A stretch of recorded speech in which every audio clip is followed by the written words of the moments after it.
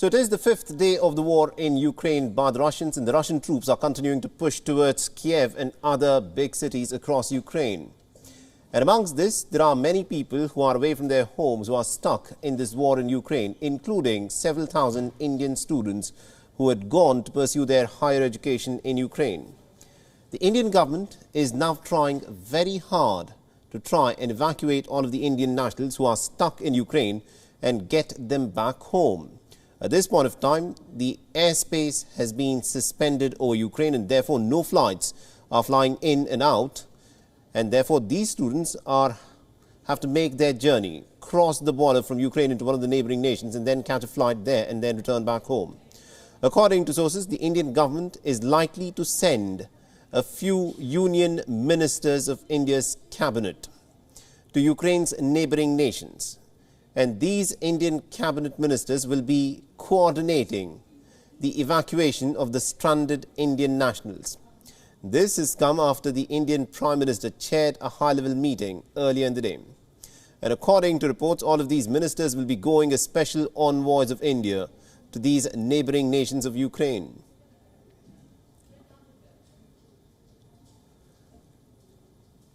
And also late last night, the Indian Prime Minister Narendra Modi held another emergency meeting with the top government officials to discuss the latest developments in Ukraine. During the 2-hour-long meeting on Sunday, the Prime Minister emphasized that safety and evacuation of Indian students will be one of the top priorities of the government. He also outlined the government's efforts to extend cooperation with Ukraine's neighbors to speed up the evacuation process for Indian nationals who are stranded in the country. The evacuation process, remember, has been very badly affected because of the war, and Ukraine has also decided to close down its airspace following the Russian invasion on Thursday. The Indian government has since then stepped up its efforts to try and find alternate routes to bring back the Indian nationals who have been left high and dry because of the war in Ukraine. Now, in the last few days, at least several flights have flown for the evacuation of all these students who are stranded in Ukraine. Flights from Hungary, Poland, Slovakia and Romania under a rescue mission named Operation Ganga have been flown by the Indian government. And all of these students are being brought back home free of charge. Now remember, these neighboring nations, that is Slovakia, Poland and other nations there, have borders with Ukraine, and thousands of people have taken shelter in these bordering nations since the Russian invasion. And also the Indian Prime Minister has spoken with Russian President Vladimir Putin, where he reportedly reiterated India's call for diplomacy and dialogue. He also has called for immediate cessation of violence to prevent further escalation. Prime Minister Modi also spoke with Ukraine's President Volodymyr Zelensky recently, where Zelensky briefed the Prime Minister on the ongoing situation in the country.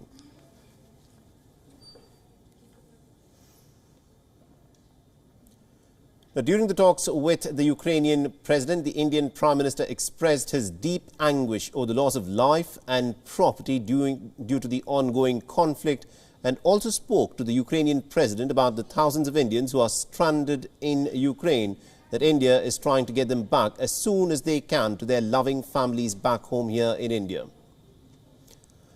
All right, now to give us more insights in terms of this operation that's been launched by the Indian government to get the Indian students who are stranded in Ukraine back home, we are joined in by my colleague Siddhant Sibal, who's joining us live on this broadcast. Good morning to you, Siddhant. Bring us up to speed with what the Indian government has been doing to get all of these Indian students back home to India. Well, Mohammed, a multi-pronged strategy has been launched by the Indian government so that these Indians can be brought back. Most of them are students, and of course, we know that already Operation Ganga, as it has been termed, has been launched, under which flights, these government-hired Air India flights, are going to bordering countries of Ukraine, basically the western border. So countries like Poland, Slovakia, Romania, Hungary and Moldova are the main countries where MEA teams have already been sent, including in western Ukraine. But what has happened today morning here in Delhi is another important meeting which is chaired by the Indian Prime Minister, and all hands are on the deck. That means that India is sending four top ministers Kiran Rijiju, VK Singh, Jyotiraditya Scindia, and other ministers. And these ministers will be going as special envoy of the Indian government to these countries and help in the coordination efforts on the ground at the border. This is a significant message by New Delhi that when it comes to its students, its people, it will do its best to make sure that they come back. But other than that, of course, diplomatically, the Indian External Affairs Minister has been engaging with the foreign ministers of these countries. And it's just not the western border, it's also the eastern border as well, where, of course, the fighting continues. There are students there in cities like Kharkiv.